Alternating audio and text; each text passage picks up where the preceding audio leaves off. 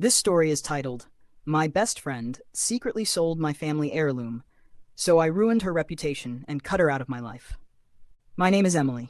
I'm 29 years old, and I live in a small town in Vermont where life is quiet and everyone knows everyone. I've always cherished my close-knit circle of friends, but none more than my best friend, Claire. Claire and I had been inseparable since high school.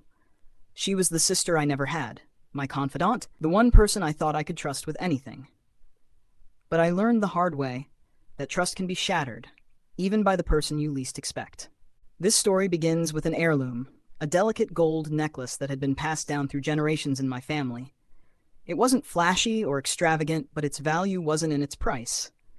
It was the kind of item that carried stories, memories, and a sense of belonging.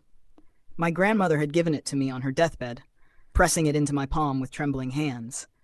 "This is yours now," she said, her voice soft but steady. "Wear it with pride and pass it on when the time is right." I didn't take her words lightly. That necklace wasn't just a piece of jewelry. It was a piece of my family's history, a tangible connection to the women who had come before me. I wore it often, but I was always careful, always mindful of its importance. One summer evening, Claire and I were sitting on my porch, sipping iced tea and watching the sunset. She noticed the necklace and reached out to touch it. "This is so pretty," she said, her eyes sparkling with admiration. "Is it new?" "No," I replied, smiling. "It's a family heirloom. My grandmother gave it to me." Her expression shifted slightly, something I couldn't quite place at the time, but would later remember vividly. "It must be worth a lot," she said, almost casually. "I guess so," I replied. "But to me, it's priceless." We moved on from the conversation, laughing and chatting like we always did. But looking back, that moment marked the beginning of the betrayal I never saw coming. A few weeks later, I was preparing for a wedding, my cousin's to be exact. I wanted to wear the necklace, as it felt like the perfect way to honor my grandmother's memory at a family event. But when I went to my jewelry box, it wasn't there. I searched everywhere, every drawer, every shelf, even places it couldn't logically be. My heart raced as panic set in. I called Claire, thinking I might have left it at her place during one of our hangouts. "Hey," I said, trying to keep my voice steady. "Have you seen my necklace? The gold one?" There was a pause on the other end, just long enough to make me uneasy. "No," she said, her tone oddly flat. "Why? It's missing," I replied. "I can't find it anywhere." "I'm sure it'll turn up," she said quickly, almost too quickly. "You probably just misplaced it." I wanted to believe her, so I did. For the next few days, I searched high and low, but the necklace was nowhere to be found. That's when a mutual friend, Rachel, mentioned something that stopped me cold. "I saw a necklace just like yours at the pawn shop downtown," she said casually over coffee. "It looked identical. I even thought it was yours for a second." The world seemed to tilt around me. "What pawn shop?" I asked, my voice tight. She told me, and I didn't waste a second. I went straight there, my hands trembling as I pushed open the door.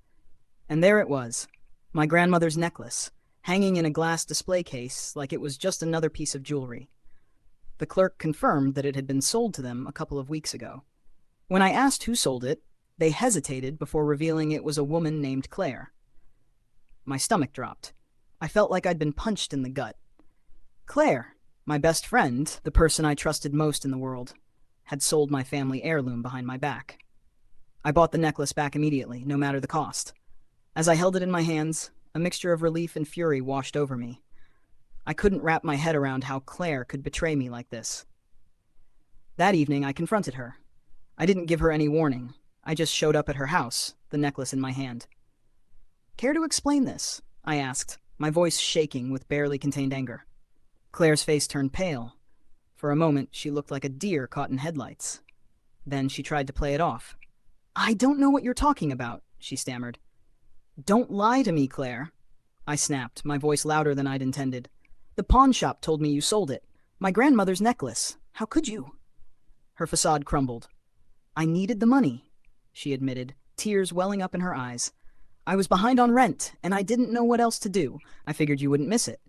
"Wouldn't miss it," I interrupted, my voice trembling with rage.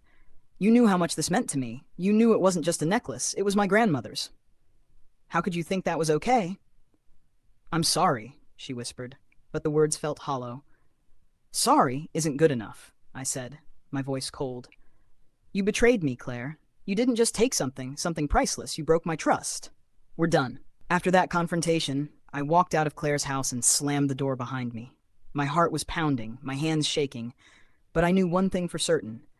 Our friendship was over. But even as I tried to move on, the anger didn't subside. This wasn't just about the necklace, it was about trust.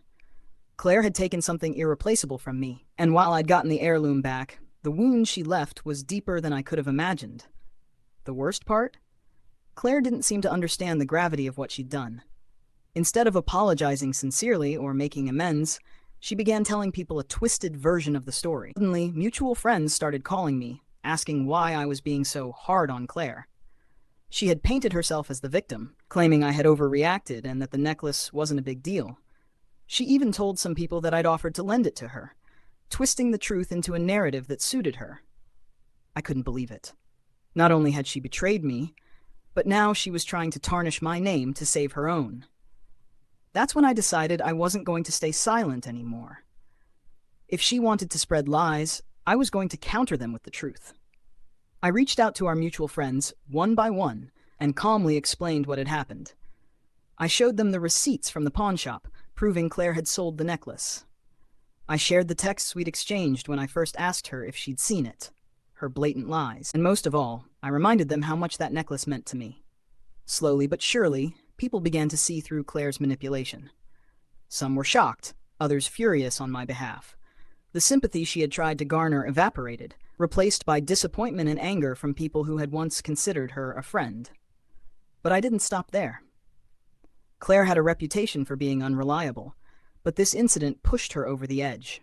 The trust she had with others began to crumble as people started recalling their own experiences of her selfishness and deceit.